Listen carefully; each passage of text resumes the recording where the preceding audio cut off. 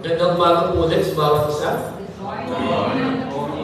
Okay, welcome sa mga Dito family.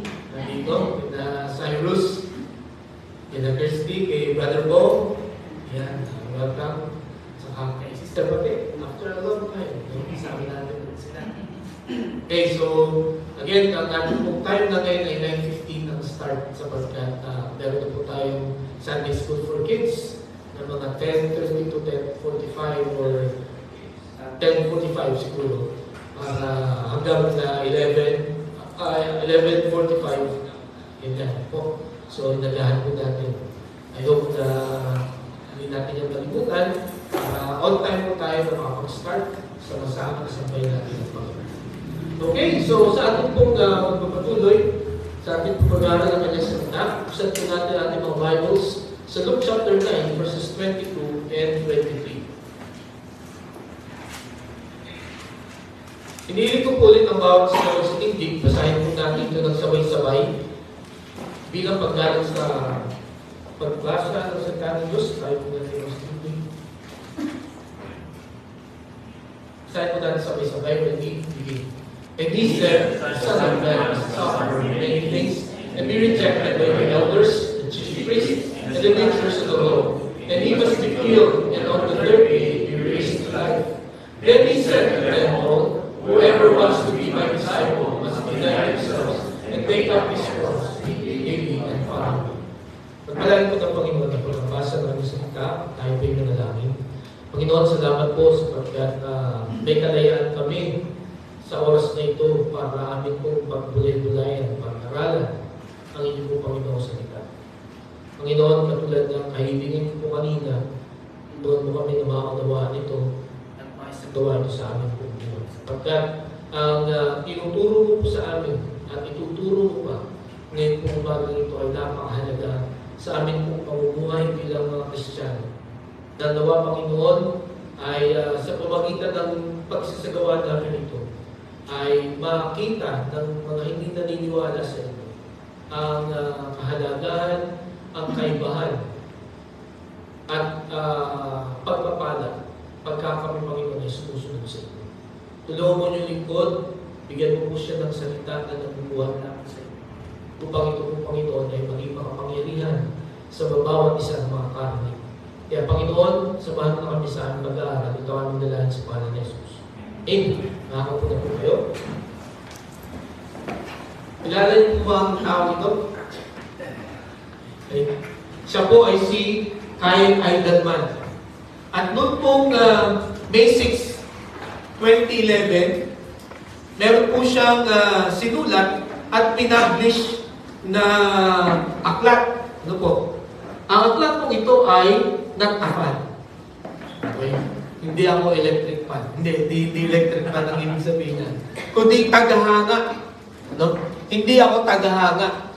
Dinidiscuss po niya dito sa aklat na ito ang kaibahan ng tagahanga at saka ng tagasunod. Ng fan at saka ng follower. Okay? Nakuha niyo po ako? Dinidiscuss niya sa librong ito. Na ang sabi niya, marami sa mga mananampalataya, marami sa mga Kristiyano ngayon ay madidivide mo sa dalawang categories. Maraming mga Christians ngayon ang fan or fans and followers. Okay? Ngayong umaga, kung tatanungin kayo, are you a fan or a follower of Christ? Bago nyo yung sagutin, tingnan muna natin. Ano ba ang difference? According kay Kyle Eidelman, no, at according din po sa aking mga binasa na mga articles, mga reactions about this book, may nakita po akong 6 na difference or differences ng fan and follower. At sa ating pong pagtingin dito, sana makita ninyo kung nasan kayo.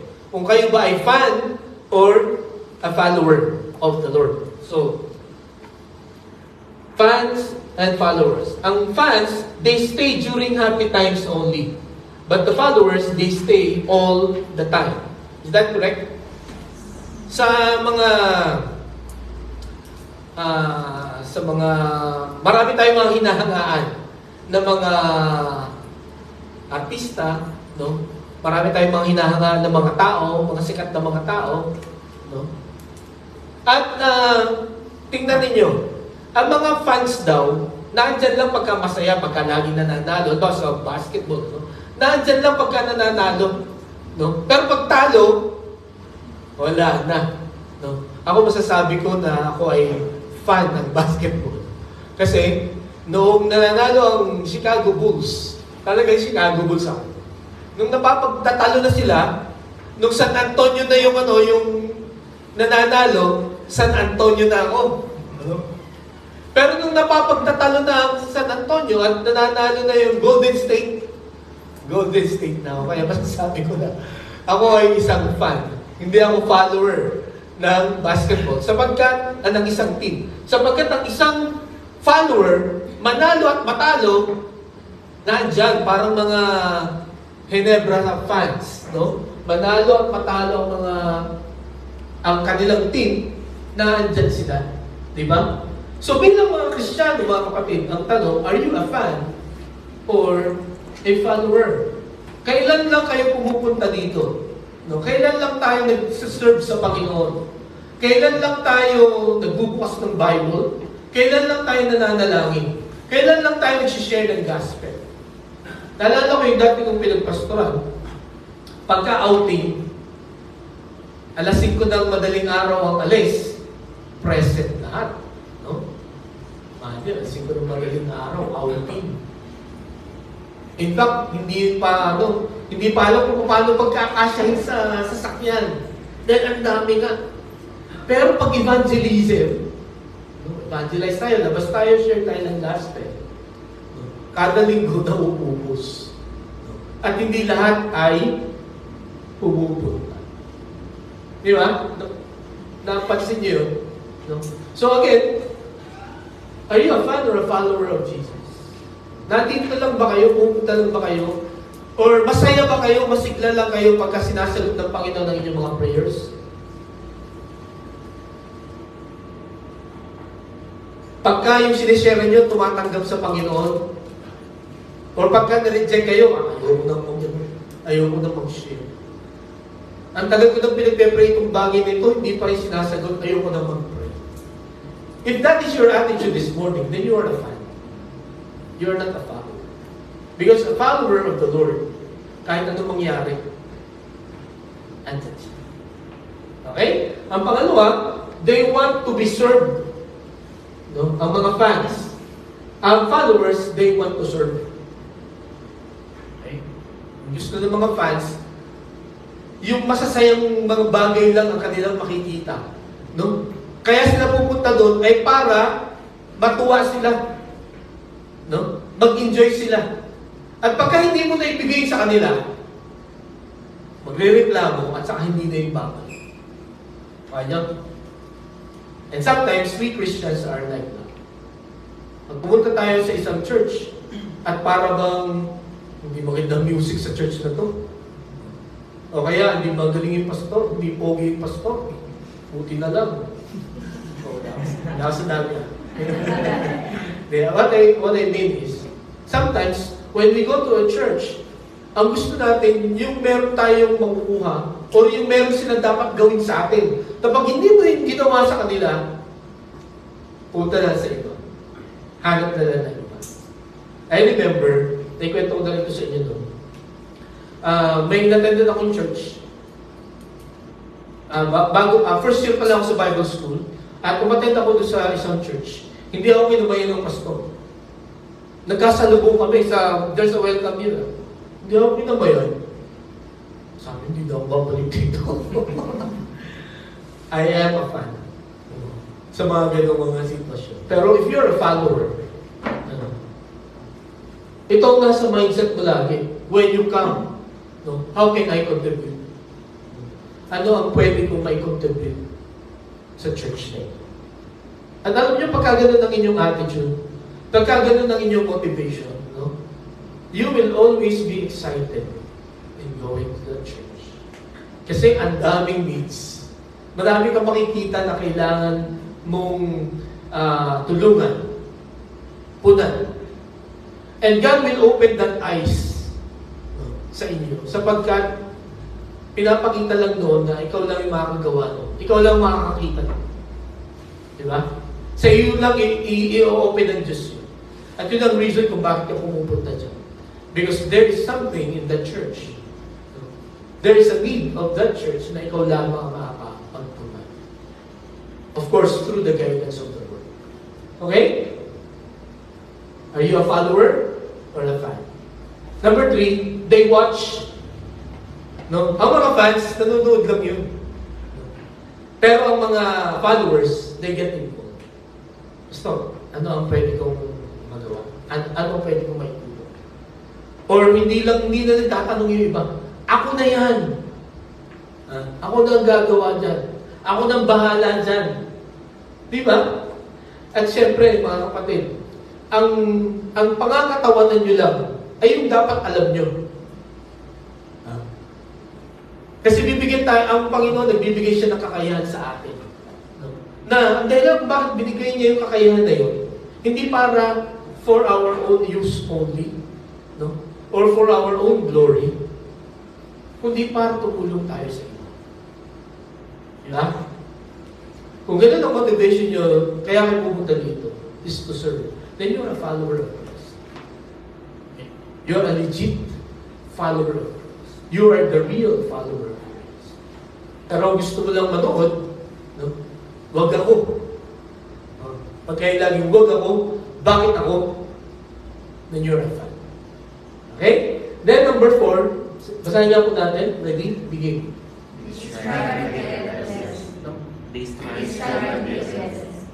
Okay, di ba?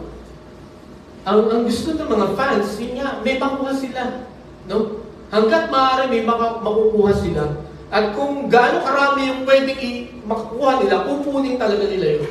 Yung mga freebies, no? Yung mga autographs, no? Mga selfie, gagawin nila yun kung may mga opportunities nila. Pero ang mga followers, they strive to be a blessing. Kaya ako nandito to help you, to pray for you. Diba? Ang sarap kung halimbawa, no? Pagka lahat tayong gano'n ang nasa sa isip natin. I want to be a blessing. Kaya ako pupunta sa church na yan, I want to be a blessing. Diba? Then number 5, they are knowledgeable. Ang follower, they have a relationship. Ano yung sabihin itong number 5? Alam nila everything about that person. But they don't have relationship. That's not fun. Diba? Pero, ang follower, hindi mo lang alam kung ano kung sino siya. No, hindi mo lang alam kung ano ang paboritong damit, paboritong pagkain, sino ang parents, ilang magkakapatid, ilang taon na, ano ang birthday. Hindi lang yun ang alam mo. Kundi may relationship kayo. Magkaibigan kayo. You are friends. At mutual, ha? Hindi yung, friend ko yan, pero siya hindi ka friend. Mutual. Yun ang follower. Are you a follower or a fan of Christ? Ngayong umaga, marami kang alam tungkol kay Christ. But sad to say, wala kang relationship. If you have a relationship with Christ, then you are a follower of Him. Okay? Maganda i-check natin yung ating po mga sarili. Number 6, they are calculative. No? The follower, they are committed. Yung calculative, ibig sabihin, tinatansya niya. No? Kung maabala ba nito, yung pagpunta ko ba dyan, yung pagsiserve ko ba dyan, ay makakasira ng routine ko. Okay? Pagka masisira niya ng schedule ko, sorry. Pero committed, nag-a-adjust siya. Hindi yung iiwanan niya rin yung, bawa, yung routine mo, pag Sunday morning, alas 10 ka nagigising. Ang service ay 9:15. Paano yun? Adjust tayo. If we are a follower, we will adjust. Diba? Pero if you're a fan, teka muna, ano ba yung pwede kong abutan? Yung preaching na nangahabulin ko. Diba? Kuha niyo po, So, ito po, ang makikita natin, no? Doon sa aklat na yun, mababasa, not a fan. At maganda mga kapatid na mag-reflect din tayo about these truths. I'm sure meron pa kayo maraming ideas sa mga difference ng follower and fan. Pero so far, ito po ang aking kumbaga napag-isipan na realize. And alam nyo, nag-struggle ako. Marami dito na nagsasabi na parang fan din lang pala ako.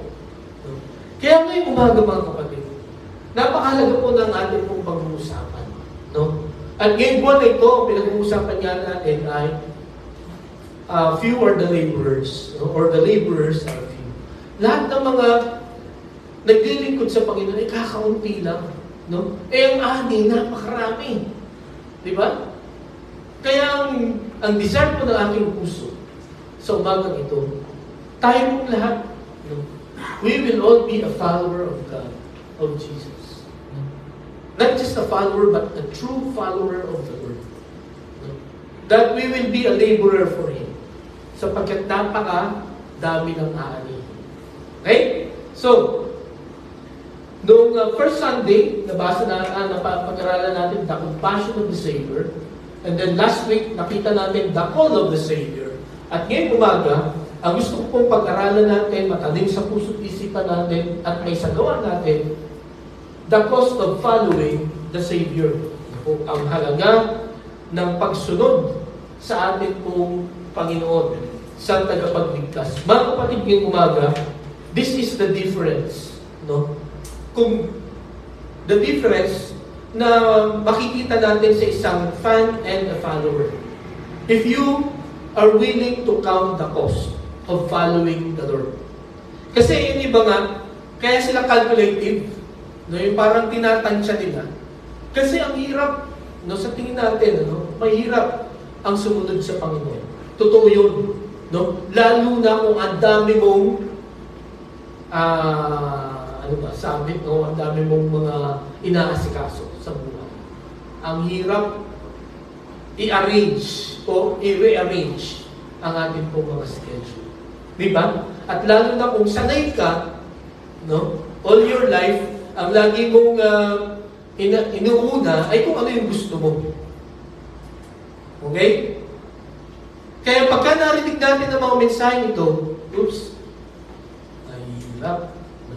Magiging fan na lang ako muna. Di ba? Pero mga kapatid, itinuro ng Panginoong Kristo, no, na ang pagsunod sa Kanya ay hindi biro. There's a price to be paid. At tinuro niya ito sa lahat ng mga tumanggap sa Panginoon bilang sarili niya. Kaya ngayong umaga, if you're a Christian, kung tinanggap mo si Jesus bilang sarili mong tagapagligtas, you need to know this. Kailangan mong malaman ito. And my prayer this morning ay dapat may sagawa natin po. For us to have a meaningful Christian life. Okay? Para maging iba tayo sa mundong ito. Para tayo po ay maging ilaw at asin ng mundong ito. We need to count the cost. We need to know the cost of following the Savior. Alam niyo po sa mga netizens ngayon, maraming mga terms, maraming mga acronyms na ginagamit pagdating sa mga relationships. No? Meron akong tatlong nakita sa marami at I'm sure yung iba ay familiar dito. Yung LDR. Alam niyo LDR? Saka yung LTR at saka yung DTR. Ilan dito alam niyo? Isa lang. Of course. Yung long distance relationship, no? Ilan sa inyo dito ang gusto, long distance relationship? Si Robin. Ayaw natin ng LDR as much as possible, no? Pero kung wala talagang choice, talagang may mga nakakasurvive naman. Pero mas marami na hindi, no? LDR. Yung pangalawa, may idea kayo? Long-term relationship. Yan. Ito sa mga nanliligaw na mga medyo may edad na. No? Ito na yung ginagamit ng mga, yung pagka nagsabi siya sa babae, hindi na ako magpapaligoy-ligoy pa. At hindi na ako pa 3 times. No? Ang gusto ko, long-term relationship na. No? Asawa na agad. No? Ayoko na ng girlfriend. No? I want a wife. Yan daw. Long-term relationship. Itong DTR, may idea kayo? Ano? Detour. Okay. Ang DTR ay ito, para sa mga gustong ayusin ang kanilang mga relationship. Define the relationship. Ano ba? Ano ba tayo? Di ba? Ano ba ang ating title?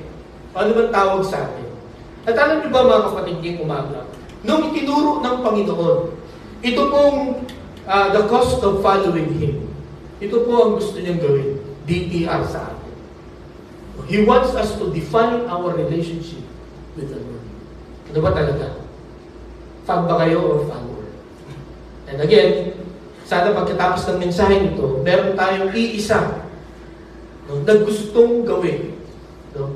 Ipapanalangin that we will all be a follower of the Lord.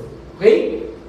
So, kung babalikan natin ang Luke chapter 9, verses 22 to 23, ito pong chapter 9, ang daming inireveal ng Panginoon dito. Pinakilala talaga niya kung sino siya. Kung babasahin nyo yung buong chapter 9, nandito yung feeding of the 5,000, no? Nandito rin yung confession ni Peter kung sino si Christ. Nandito rin yung transfiguration, no? Nandito rin yung who will be the greatest at yung cost of following the Lord.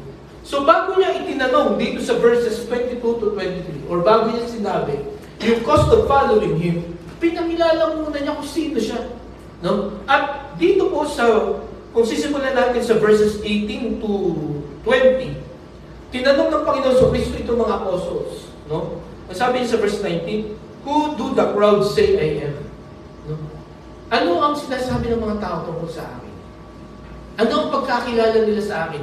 Ngayong nakita niya, ngayong narinig nila yung aking mga preachings, ngayong nakita nila yung aking mga himala, ano ang sa tingin ninyo sinasabi niya tungkol sa akin? And then sabi daw sa verse 19, ang sabi ng iba, ikaw ay si John the Baptist. This time, namatay si John the Baptist. No? So, nag-resurrect na John the Baptist. Sabi ng iba, ikaw ay si Elijah. Or ibang mga propeta. And then, sabi ng Panginoon, but what about you? No? Sabi niya sa mga apostles, kayo. No? Who do you say I am? Anong sinasabi niyo tungkol sa akin? Kayo na nakasama ko. Kayo na nakita ninyo lahat ng aking mga ginagawa. Kasi magkasama sila 24/7 for 3 years. So sabi ng Panginoon, kayo, anong pagkakilala niyo sa akin? And then sabi ni Peter, answered, Christ of God. You are the Christ of God. Ikaw talaga yung sugo ng Panginoon. Ikaw talaga ang anak ng Diyos. No? And then sabi niya sa verse 21, huwag niyo munang ikalat yan. No? Huwag niyo munang sabihin yan. Okay? Kasi mas kilala siyempre ng mga apostles ang Panginoon kaysa crowd. Okay? Dahil 24/7 niya, magkasama sila eh. And then after that, after sabihin niya, sinabi niya ito, the Son of Man must suffer many things and be rejected by the elders, the chief priests and the teachers of the law, and He must be killed on the third day, be raised to life. Kaya bakit niya sinabi ito? Kasi during that time, all the Jewish people are wishing, no, are dreaming that Jesus will fight the Roman soldier, the Roman government, will overthrow the Roman government. Sapagkat hirap na ang mga Hudyo sa pagpapahirap ng mga Romans. No?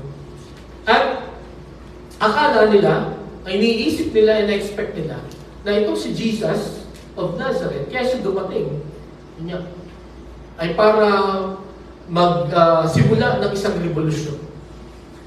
So, nung tinanong ng Panginoon ang mga apostol, sino ako sa pagkakaunawa ninyo? You are the Christ of God. So, ang point doon, ang context doon ay, you are the Christ of God. that will save us from the Roman government. So parang excited na sila dito na, ako, mukhang magsisimula ng talunin nitong Panginoon natin, ang Roman government. Pero, ito ang sinabi niya. No? Anong sinabi niya? The Son of Man must suffer many things and be rejected by the elders, the chief priests, and the teachers of the law. And He must be killed on the third day, be raised to life. So ano sa tingin niyo ang naging reaction nito mga apostle na ito?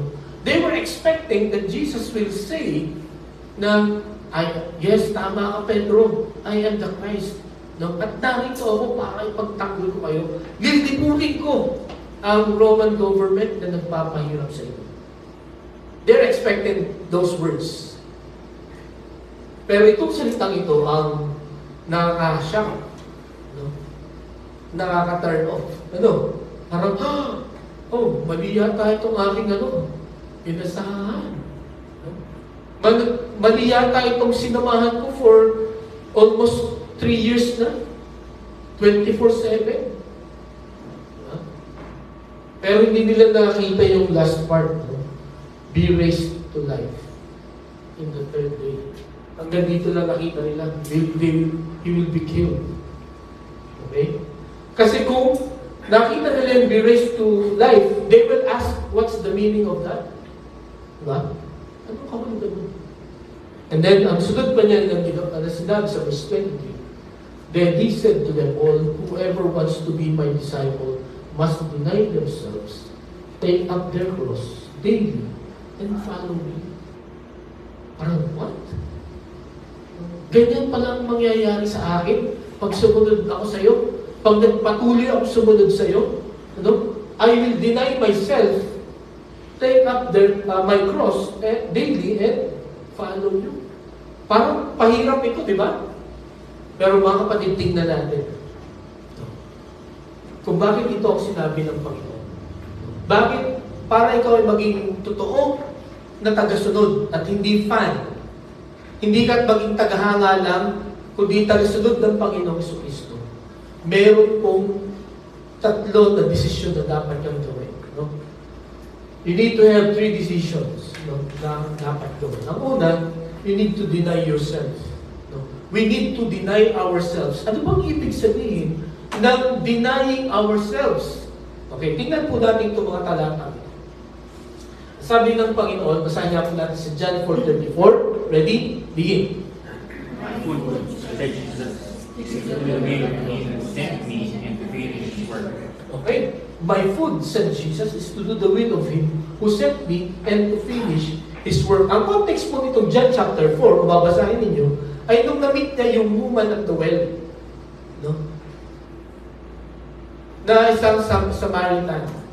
At sa mga Hudyo, bawal makapag-usap sa mga Samaritan. Pero, ang purpose ng Panginoon, kung bakit siya pumunta dito, ay para hanapin ang mga nawawala. No? Kahit ano pang lahi mo. Kahit pa ikaw yung kaaway. At sa pamagitan ng meeting na ito, itong babae ay nakilala niya ang tagapagligtas. Nagbago ang kanyang buhay. Sinare niya sa iba yung kanyang nakita at na-experience. At natuwa ang Panginoon doon. Pagdating ng mga apostol, kasi nagpabili ang Panginoon ng pagkain eh. Pagdating ng mga apostol, ito na yung food, parang ayaw na kumain ng Panginoon. Parang may nagdala ng food sa kanya. At sabi ng Panginoon, my food, said Jesus, is to do the will of Him who sent me and to finish His work. Ano bang nagagawa ng food sa atin? Kung sa nabubusog. It gives us strength, energy. So, ang ibig sabihin dito ng Panginoon Jesucristo, at nagpapalakas sa akin, at nagpapasigla sa akin, ay yung gawin ang kalooban ng Panginoon. Ang nagpapasigla sa akin, ay hindi yung gawin ko kung anong gusto ko. Di ba minsan ang nakapagpasaya sa atin, ay masasabi mo, nagawa ko yung gusto ko. Ito ang gusto ko. Di ba? Pagka, halimbawa, sa mga college students dito, yan ba ang course na gusto nyo? Kinuha nyo? O yan ay, sabi lang ng inyong parents. O kaya wala lang kayo makuha. Or hindi available ang pera para sa gusto niyo. Diba masaya tayo pag nagawa natin ang gusto natin? Ang Panginoong Kristo hindi. Ang nagbibigay ng energy sa Kanya ay yung gawin ang kalooban ng Diyos. Anong ibig sabihin ng denying ourselves? Not doing what we will. What we want. But doing the will of God. Yan ang sabi pa dito sa John chapter 6 verse 38. Basahin niya po natin. For I have come down from heaven. Okay, kaya siya pumunta dito sa lupa ay para gawin ang kalooban ng nagsugo sa akin. Hindi para gawin yung gusto ko. Okay? Ang isa pa, sabi sa Luke 22 verse 42, Father, if you are willing, take this cup from me. Yet not my will, but yours be done. Ang will ng Panginoon, ang gusto sana ng Panginoong Jesucristo, ay huwag ganun ang paraan ng pagliligtas. Hindi dito sinasabi na ayaw ng Panginoon na iligtas tayo, pero parang ang point dito, human as He was, ayaw niya na ganun ang paraan, sana. Okay? Kaya yung pinag-prayan, take this cup from me, yet not my will, but yours be done. Hindi yung gusto ko, kundi yung gusto mo, Lord, ang mangyari. Ngayong umaga, mga kapatid, nais ko pong makita natin sa umaga nito. Kung gusto po natin na maging totoo na tagasunod ng Panginoon, sa bawat desisyon, sa bawat plano ng buhay natin, kinukonsider ba natin ang kalooban ng Diyos? Gusto ba ng Panginoon ito? Sa ating mga careers, yan ba ang sinabi ng Panginoon na gawin mo? Amen.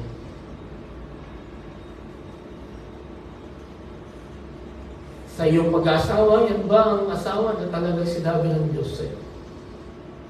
Sa mga singles dito, maganda na i-consider niya. Ipag-pray niyo talaga niya.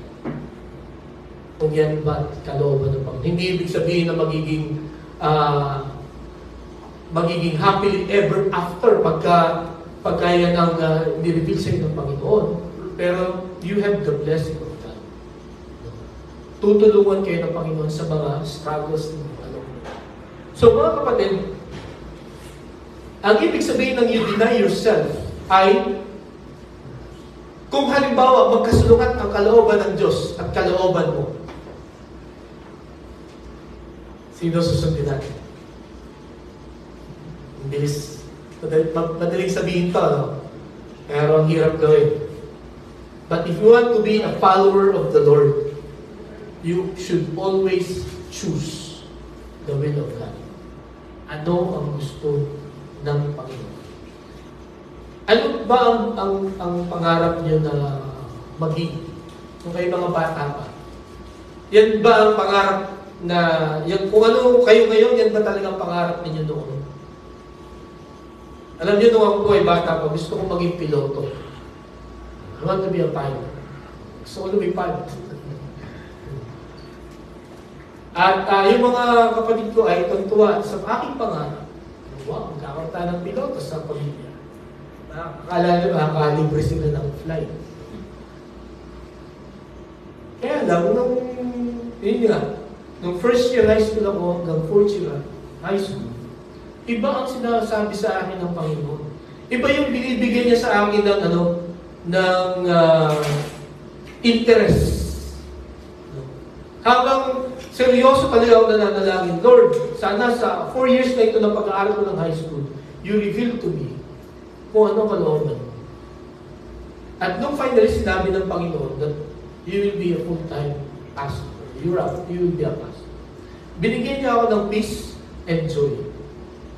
Okay? Kaya nung sinabi ng nanay ko sa akin, baka baka mag-shift ka pag nahirapan ka.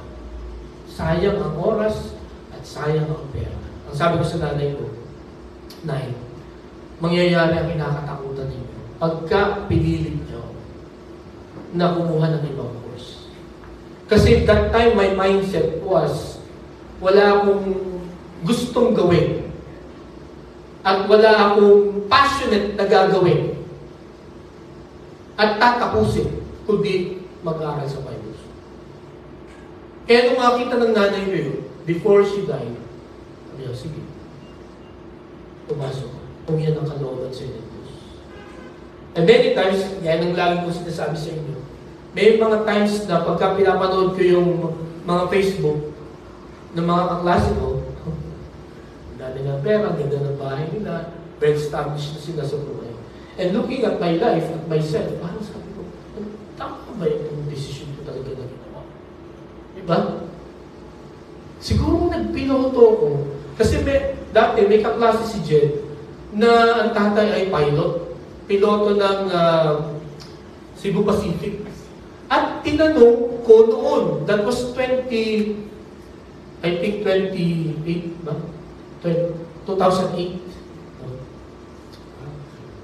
or 2009. Tinanong ko siya, yung wife, sabi ko, magkano ba sweldo ng piloto? At nagulat ako, sinagot niya. Sabi niya, 150 a month. That was 2008. Ano pa lang siya, parang mga 1 year pa lang siyang piloto. 150 a month. Ganda.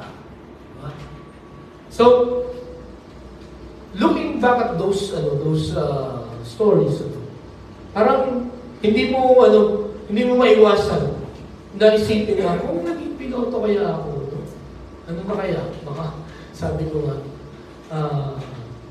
kung yun ay pagsuway sa kalooban ng Diyos, siguro kung nagpilit ako magpiloto, baka bumagsak na ako doon sa may Isabela.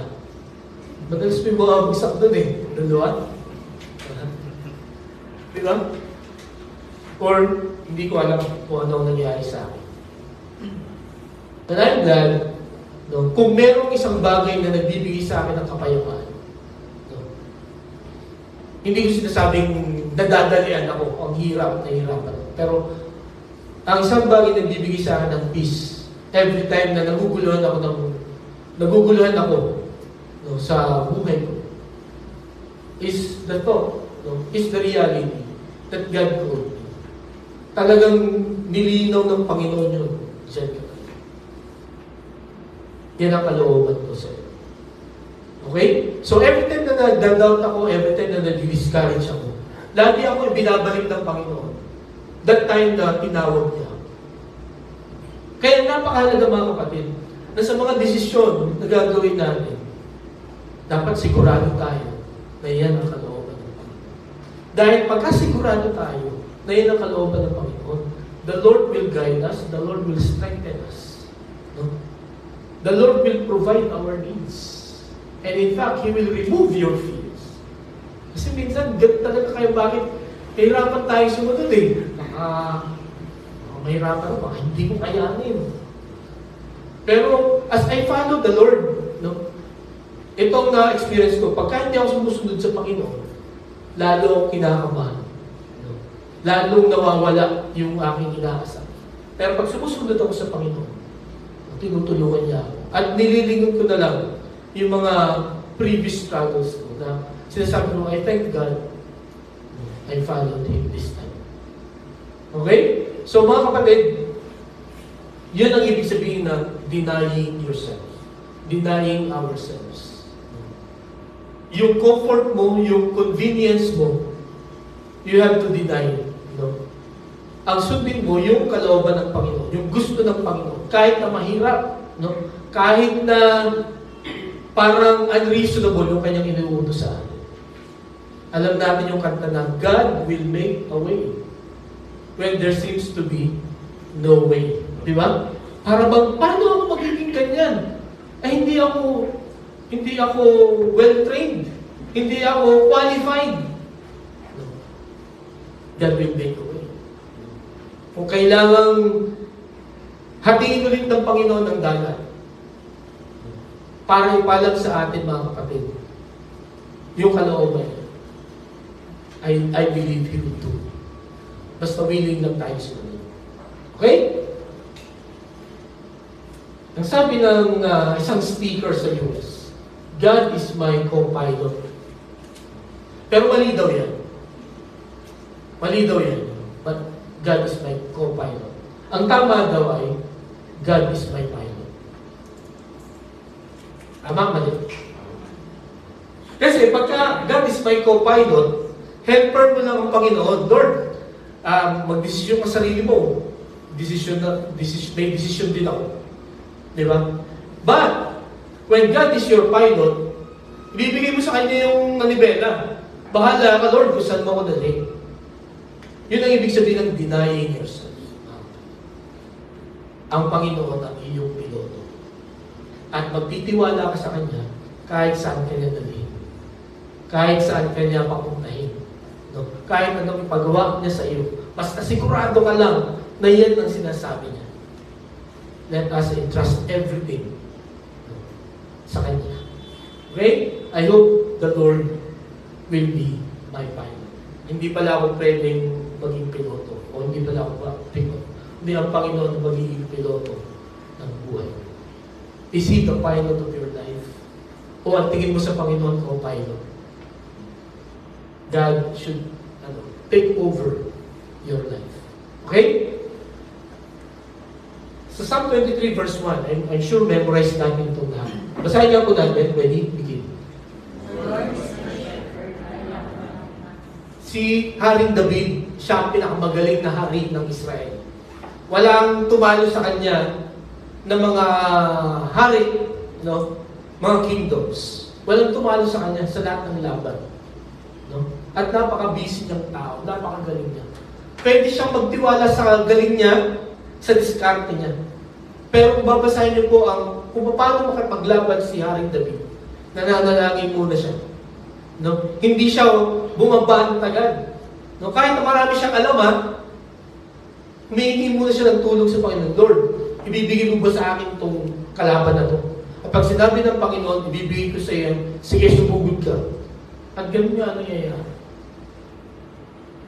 Kaya nung matanda na si Haring David, nung siya ay nag-reflect about the Lord, about his experiences with the Lord, ang sabi niya, the Lord is my shepherd. Sabi niya, I lack nothing. When the Lord is our shepherd, we will lack nothing. If we will give everything to God, if we will entrust everything to God, we will lack nothing. Hindi tayo maiingit sa mga tao sa Facebook, sa mga anumang social media na pinupost. Hindi ka maiingit. Because the Lord will take care of you. Tandaan po natin. Basta, ibigay lang natin sa Kanya ang manibela. We need to deny ourselves. For us to be a follower of the Lord, siya dapat ang nasa unahan. Hindi tayo. Siya dapat ang nagdidesisyon. Hindi tayo. Okay po? So yun po ang una na makikita natin. Deny ourselves. Second, develop ourselves. Okay? Ano yung sabihin ng develop ourselves? Ang sabi dito, ang anak ng Diyos, ang anak ng tao ay papahirapan, mamamatay, at mabubuhay after the third day. At ang sabi diyan, take up their cross daily. Okay? So how can you be developed? By taking up your cross daily. Mahalaga po itong word na daily, ano? Hindi once in a while, hindi lamang tuwing linggo, or hindi lamang tuwing weekdays. Ating papasanin ang ating cross. Ano ba yung cross? Noong unang panahon, ito ay sumisimbolo ng kahihiyan. Okay? It's a symbol of shame. Ang mga pinapako lang sa cross ay yung mga matitindi ang ginawang kasalanan. Para sa panahon natin ngayon, nung uso pa ang silya elektrika. Ang mga sinisilya elektrika lang ay yung proven na guilty of murder, of rape, no? Kung ano-ano pang mga ganun ang sintensya. Drug lord ba kasama doon? Pusher. Sa ibang bansa, mayroon pa rin death penalty. Okay? So it's a symbol of shame. Second, it's a symbol of suffering, and it's a symbol of death. So So, nung sinabi ng Panginoon sa Kristo, na para maging totoo ka na tagasunod ko, you need to carry your cross. Sa panahon natin, pagka sinabing cross, ito yung mga black sheep sa family, naku, yan ang kalbaryo ko. Alam niyo ba yun? Kalbaryo ko yan, o cross ko yan. No? O sa trabaho, naku, yung office mate na yan, o kaya yung boss na yan. Yan ang cross na akin, kailangan buhatin everyday. Or sa klase, naku, yung teacher na yan, o yung estudyante na yan, or itong subject na to, ang aking kalbaryo. Pero alam niyo po mga kapatid, it's more than that. Ito po ang ibig sabihin pagka tayo ay nagbata or tayo ay nagbuhat ng krus natin everyday. So, ang gusto lang kong sabihin dito ng Panginoong Jesucristo, once you follow the Lord, you will experience what He experienced also. Kung ikaw ay pinahiya because of following the if the Lord Jesus Christ ay pinahiya because of His teachings, doon na mangyayari sa atin. At I'm sure na-experience na natin yan. Di ba? At many times, struggle natin yan. Ayaw natin mapahiya. Kaya ayaw natin ipaalam na tayo po ay mga Kristiyano. Di ba? Ilan po sa atin dito, sa bahay, sa school, sa trabaho, sa community, alam na tayo ay Kristiyano. Alam na tayo nag-aaral ng Bible. Marami sa atin mga secret agent. No? Walang nakakaalam kung sino tayo, kung ano ang real identity natin. Diba? Nahihiya tayo. No? Ang iniisip natin, ano kaya sasabihin niya? Ano kaya magiging tingin niya sa akin pag nalaman niya na nag-aaral ako ng Bible? At yan din po ang struggle ng mga apostol noon.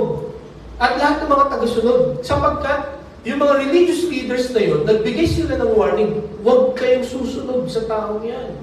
No? Ang tinuturo niyan ay false teachings. Kasi false teacher siya. At ipipersecute ang lahat ng mga tao na susunod kay Jesus. Pero ano sabi ng Panginoon? If you want to be a real follower of me, kailangan tanggapin niyo ang shame, suffering, kahit ang kamatayan. Hindi na bang naisip, no?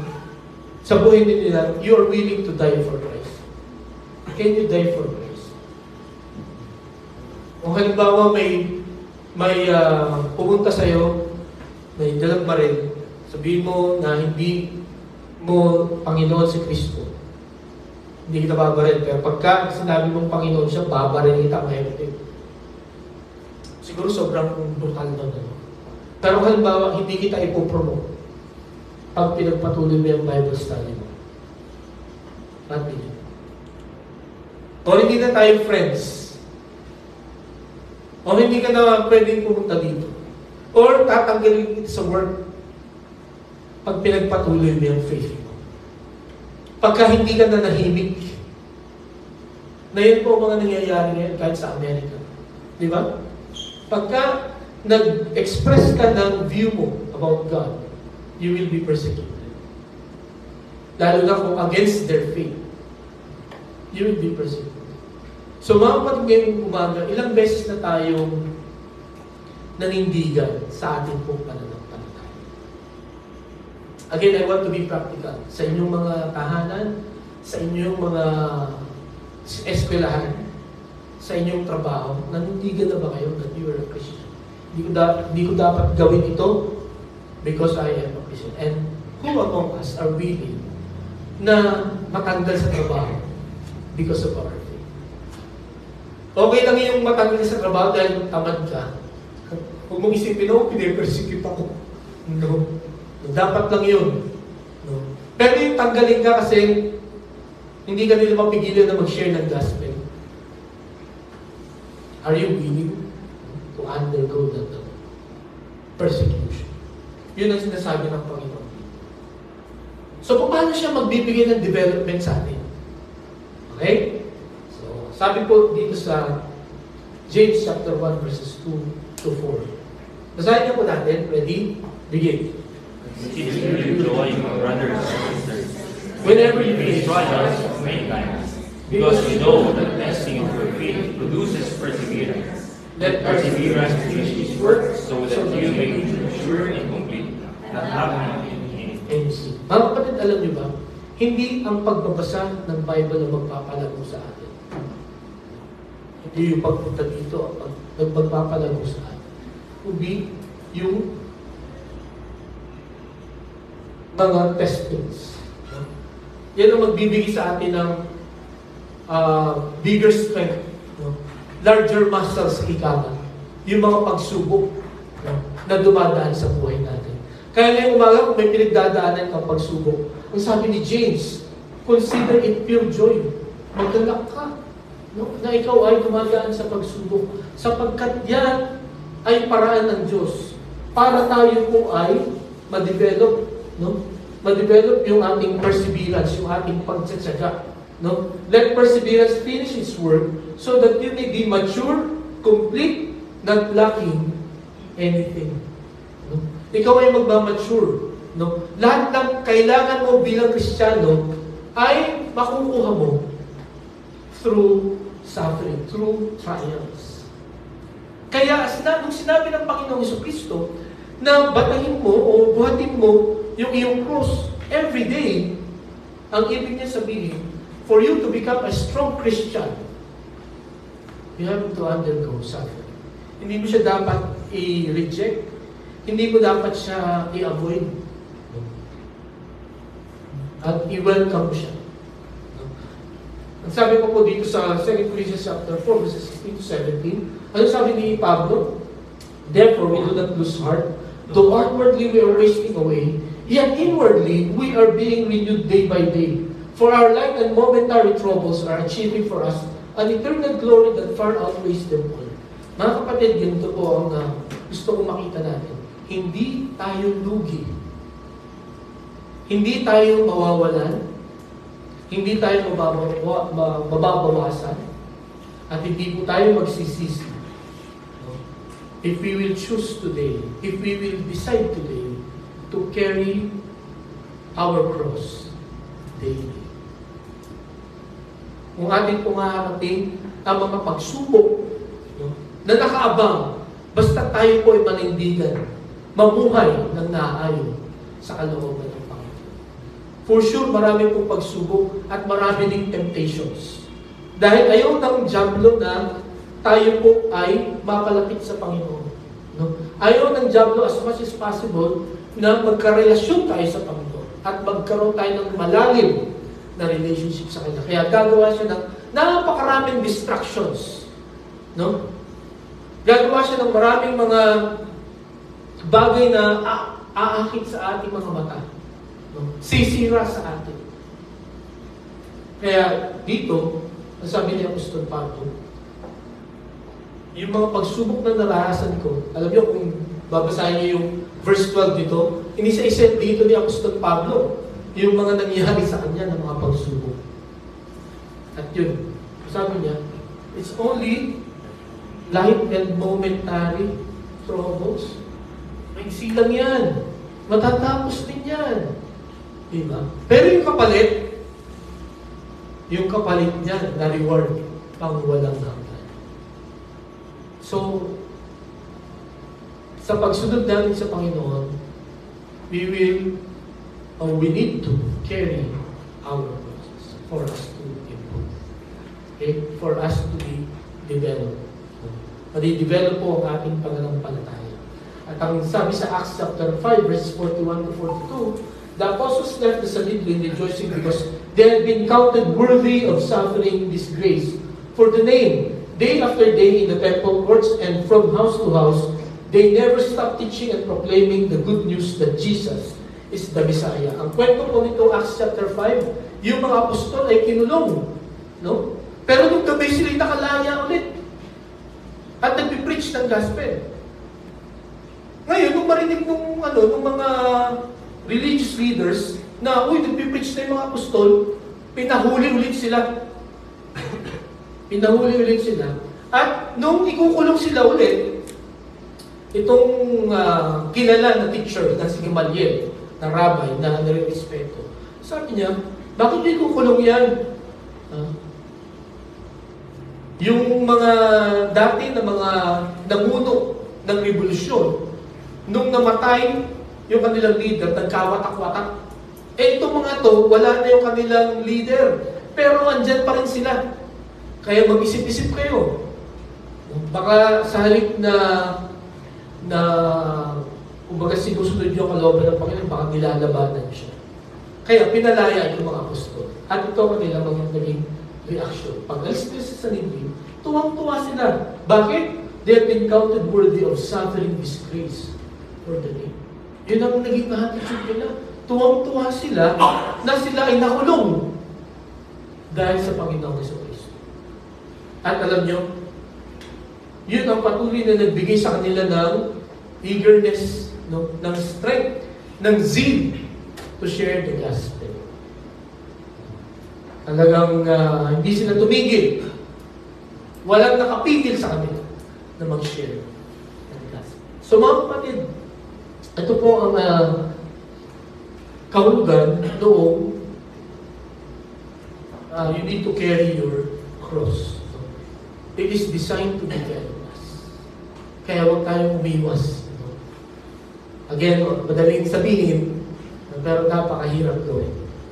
But, sinabi ito ng Panginoon sa atin. Kaya alam ko po. No? In fact, na-experience na natin yan.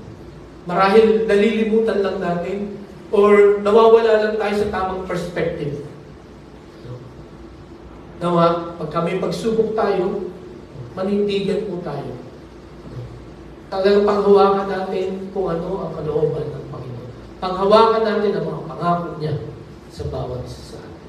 Okay, so nakita natin yung pangalawa. Pangatlo, devote ourselves. Nung sinabi niya na whoever wants to be my disciple must deny themselves and take up their cross daily and follow me. Ang ibig sabihin ng devote ay give all or a large part of one's time or resources to a person, activity, or cause. Devote yourself. When the Lord Jesus Christ said, "You follow me," ang ibig sabihin, yung mata mo lang, yung attention mo lang, ay sa Panginoon. No? Ang sabi niya, give all or a large part of one's time or resources. Yung buong oras mo, buong attention mo. Siguro ang tanong natin, ano yung pastor? Hindi na ako papasok sa school, hindi na ako mag-work, no? Hindi na ako tutulong sa bahay, no? Dito na lang ako. 24/7, nandito lang ako sa church, no? O kaya, 24/7, nandito lang ako sa kwarto, nag-pray. Utusan ka, bumili ka nga ng suka doon sa, hindi nyo ako pwede utusan, nag-pray ako. Yan ang natutunan ko. No, sa church, yan ang preaching ni pastor. No? Magpe-pray, mag-aaral ng Bible. Wala nang ibang gagawin. Hindi po. No? Sabi sa 1 Corinthians chapter 10, verse 31, whether you eat or drink, do all for the glory of God. So, ibig po sabihin, kahit anong ginagawa natin, no? Pwede nating gawin yun para sa ikakalwalhati ng Panginoon. Okay? So, kahit naglalaba ka, kahit nagtututbrush ka lang, o kahit na anong ginagawa, ay pwede mong gawin yun para sa Panginoon. Alam niyo po, pinag-aralan niyo yung 1 Corinthians chapter 10, verse 21, whether we eat or drink, do all for the glory of God. At na-realize ko po, sa aming pag-aaral nun, sabi ko, bakit yun ang ginamit? Drinking and eating. Kasi alam niyo, na-realize ko na, may mga tao na hirap uminom ng tubig. Kailangan ng straw, kailangan ng dextrose, no? Hindi nila mabuhat yung baso, hindi nila kayang buhatin. Siguro hindi nyo pa na, kumbaga sa atin, hindi natin ma-imagine kung gaano ka-importante. Kahit naman ako. No? Pero sa pagkakaral ko doon, sabi ng isang commentator, there are people na even lifting the glass of water ay nahihirapan sila. Kaya, even yung simplest activity na yun, you have to thank God and you have to do it for His glory. At kahit pagkain, no? Hindi lahat ng tao ay kayang kumain ng katulad ng pagkain natin. Lalo na tayo mga Pilipino, tayo mga taga Mindoro. Diba? Yung pag nagkamay tayo, talagang yung isang cup na rice, nagiging dalawa. Pag nakakamay, pag nakakutsara, one rice lang. Pero pag nakakamay, nagiging dalawa, no? So, doon sa mga bagay na yun, sa mga simpleng bagay, mga kapatid, ay pwede po natin luwalhatiin ng Panginoon. Pwede natin gawin ito for His glory, no? Para bigyan siya ng kapangyarihan, para ipakita natin that we are devoted to the Lord. Lahat ng mga bagay. No? Hindi lamang yung pag-preach dito, hindi lamang yung pagsusong lead, ang makapagbigay ng kaluwalhatian sa Panginoon. Tandaan niyo po yan. Hindi lamang yung pag-share ng gospel, no? Hindi lamang yung pagbabasa natin, pag-pray ang makapagbigay ng kaluwalhatian sa Panginoon. When you do your best sa inyong trabaho, sa inyong pag-aaral, kahit sa mga house chores, kung gagawin niyo yun, if you will do your best for God's glory, then the Lord will be pleased. And God will bless us more. Diba? May mga ugali tayo na basta na lang. Diba? Pwede na yan. Tayo mga Pinoy. Hindi yun ang best. Ibigay natin yung best. Nalala ko po nung kami nagpunta sa Cebu, may training kami, at kami ay pinagputol kami ng kakawate. Pinatanggal sa amin yung balat. Alas 12 na ng tanghali. So sabi ko, tama na siguro, gutom na ako nakakatanda ako sa gutom. Sabi ng leader na rin, hindi tayo aalis hanggat hindi natatanggal lahat ang mga balat. Let us give our best for God. Sabi niya gano'n. Okay, sige. At yun nga, kumbaga, ang isang maganda, hindi na namin babalikan yun. Tapos na namin. At ang sarap ng kain namin. Hindi na namin iisip na babalikan ko ba kasi may mga back jump na. That's the advantage, no? When you give your best. Matutuwa sa'yo yung nag-utos sa'yo, at kahit ikaw matutuwa ka kasi hindi mo na babalikan because you gave your best. Mga kapatid, para may pakita natin na tayo po ay devoted sa Panginoon. Ito, lagi natin itong ginagawa. We need to spend time with Him. Diba? Nung sinabi na, you follow me, kung titingnan natin kung ano nangyari dun sa mga apostles, they spent time with the Lord. Okay? 24/7 nga eh. Magkakasama sila. So, pagka isang tao, lagi mong kasama yan, araw at gabi, makikilala mo na gusto yan. Di ba? Madidevelop, lalalim yung inyong relationship. Di ba? At ganito ba mangyayari? When you spend time with Him, or with a particular person, you will do what He does. Gagawin mo kung anong ginagawa niya. Di ba? Yung mga maniriceps niya, magagaya mo. Yung mga expressions niya, no? May kaibigan ako. Hindi naman ganun dati ang tawa niya. Pero ang tawa niya parang, mangkukulang. Wah! Sabi, ba't ganyan ka nang tumawa ngayon? Tapos narinig ko yung asawa niya. Kaya pala. Kaya pala ganun tumawa kasi yung wife niya ganun din. Sabi ko sa isip-isip ko, siguro yung mga anak nito ganito rin tumawa. So, mga kapatid, the more we spend time with the Lord, makikita natin ano yung gusto niyang gawin. No? At ano yung ayaw niyang gawin. Okay? And then, go where He goes. No? Makikita natin yung mga lugar na gusto niyang puntahan. At tayo, gusto rin natin puntahan doon. Diba? Nalala ko doon si Sean, yung asawa ni Chef, nilento niya sa akin na hindi, nung siya daw ay grade 1, 7 years old siya, hindi siya sinundo ng bus, school bus. Wala ding nakaalala na sumundo sa kanya. Kaya ang ginawa niya, naglakad siya pa uwi.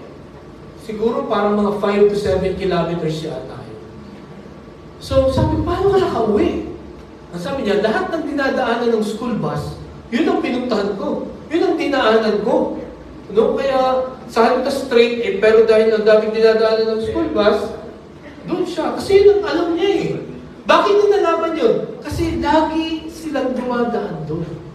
No? Araw-araw doon sila dumadaan. Kaya noong makalimot na sunduin siya, doon din siya dumaan. Kahit na may mas mabuting daan, pero dahil sa yun ang lagi niyang dinadaanan, nakasanayang daanan, yun ang dinaanan.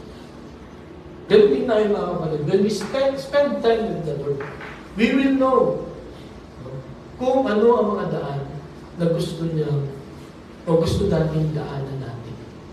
Okay. Ngayong umaga, yung mga dinadaanan yung roads, yan ba yung kalooban ng Diyos? Yan ba ang sinabi ng Diyos na daanan po natin? Sapagkat napakahalaga po na alam natin kung yan ang gusto ng Panginoon ang puntahan natin. Sapagkat kung hindi yan, sigurado maliligaw tayo at mapapahamak tayo. At sa huling mga panahon, baka pagsisisihan natin. Bakit ba hindi ako nakinig? Bakit hindi ba ako sumunod? Diba? Sayang ang oras. Sayang ang panahon. Sayang ang lakas. Sayang ang resources. Kaya mga kapatid, ngayong umaga kung naririnig mo ang mensahe nito. And you think, wala ka doon sa tamang daan. Now is the time. Ang sabi ng Panginoon, you follow me. Wala kang problemahin kung saan ka pupunta. You just follow me. No? Hindi niya sinabi dito na maganda yung daan na dadaanan mo pagkasama mo ako. No? Walang problema along the way. No? Hindi niya sinabi yun. Sabi niya lang, you follow me. In fact, hindi niya sinabi kung saan niya tayo dadalhin. Di ba? Kasi kung alam natin kung saan tayo pupunta, baka unahan pa natin siya. O kaya baka mag-suggest tayo, Lord, ganito ang daan papunta dyan. Baka may mas magandang paraan para makarating dyan. Hindi niya sinabi yun for us to keep on trusting the Lord. At yun ang gusto niya. Tayo talaga ay maging dependent sa Panginoon. So ngayong mga kapatid, ito po ang makikita natin, no, na gustong gawin ng Panginoon. Sabi niya, Jesus went through all the towns, villages, teaching in the synagogues, proclaiming the good news of the kingdom and healing every disease and sickness. And then sabi pa niya, for the Son of Man came to seek and to save the lost. No? Siguro isipin natin, where He goes? Do we go where He goes? Or where He went? Ay, siyempre pupunta ako ng Israel? Hindi. No? Ito po ang gustong gawin ng Panginoon at ito ang gustong puntahan ng Panginoon. Yung mga naliligaw ng landas. Gusto niya na abutin din natin. No? Kaya tayo inabot ng Panginoon ay para abutin din natin ang mga taong naliligaw ng landas. Kaya mga kapatid, sana ang gamitin natin yung posisyon natin, no? Kung nasaan tayo ngayon para abutin ang mga naliligaw ng landas. No? Maging intentional po tayo sa ating pong pagkilos sa ating pong ginagawa. Bakit po gagawin ang bagay na ito? No? To reach out. Okay? So, meron po tayong makita na tatlo na descriptions or na decision na dapat natin gawin. No? We need to deny ourselves, develop ourselves, and devote ourselves. Ang sabi po sa Philippians chapter 4, verse 13. Kasi kung titingnan natin yung tatlong yun, ang hirap, no? Sabihin natin talaga na madali siya sabihin. Masarap siyang pakinggan, no? At lahat ng ating pong mga mga filosofiya ay nag-a-agree. Kaya lang, when it comes to action, ang hirap. Paglabas nyo dito sa lugar na to, for sure, malilimutan na natin yan. Or, marirealize natin na mahirap gawin. Pero si Apostol Pablo, he has all the reason not to do, not to follow the Lord. Ang dami niyang i-give up. No? Yung prestige, no? Yung kanyang mga possessions, give up niya yun. Yung kanyang mga achievements, give up niya yun para sa Panginoong Jesucristo. Hindi niya na-give up yun dahil sa magaling siya. No? Hindi niya na-give up yun dahil sa talagang masunurin siya. No? Yung talagang ugali na niyang sumunod. Hindi. Ito ang dahilan. Bakit niya na-give up ang lahat ng mga bagay na yun just to follow the Lord. No? Ito ang dahilan kung bakit nadala niya yung krus. No? Ito ang dahilan kung bakit na-deny niya yung kanyang mga sarili. Sabi niya, I can do all things through Christ who strengthens me. Ngayong umaga, only Jesus can give us strength. No? Para i-deny natin yung ating sarili, i-develop yung sarili natin at i-devote natin ang ating sarili para sa Panginoon. At sa huling araw, ito po ang mangyayari. Sa muling pagbabalik ng Panginoon, ang sabi dito, not everyone who says to me, Lord, Lord, will enter the kingdom of heaven, but only the one who does the will of my Father who is in heaven. Many will say to me on that day, Lord, Lord, did we not prophesy in your name, and in your name drive out demons, and in your name perform many miracles? Then I will tell them plainly, I never knew you. Away from me, you evildoers. Mga kapatid, ang aking pong panalangin, walang umiisa sa atin nawa ang kasama dito. No? Nasasabihin ng Panginoon, away from me, I don't know you. No? Sa kabila na ginagawa natin kung ano yung mga iniuutos. No?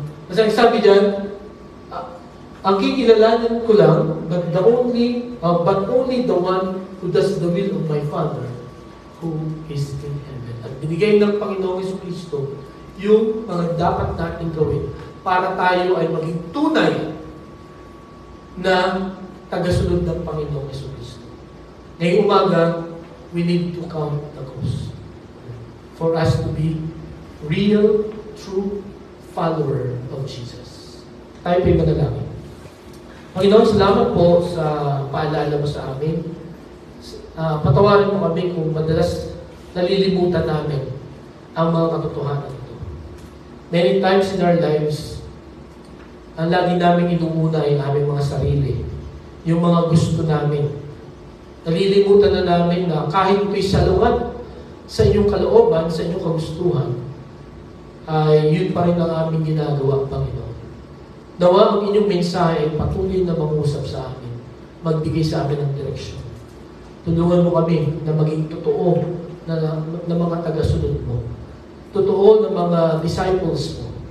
Sapagkat sa pamagitan nito, magkakaroon po ng tunay na kapayapaan at kahulugan ng aming Panginoong buhay sa mundo ito. Maging ang aming pong pagiging Kristiyano.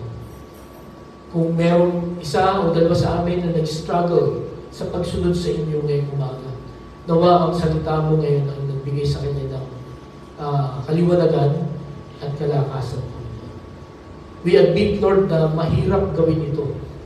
Pero salamat po sa Philippians chapter 4 verse 13. We can do all these things sa pamamagitan po ng Panginoong Jesucristo na magpapalakas sa amin. Salamat po, ito aming dalangin sa pangalan ni Jesus. Amen. Pawagin po natin ulit ang ating song nito.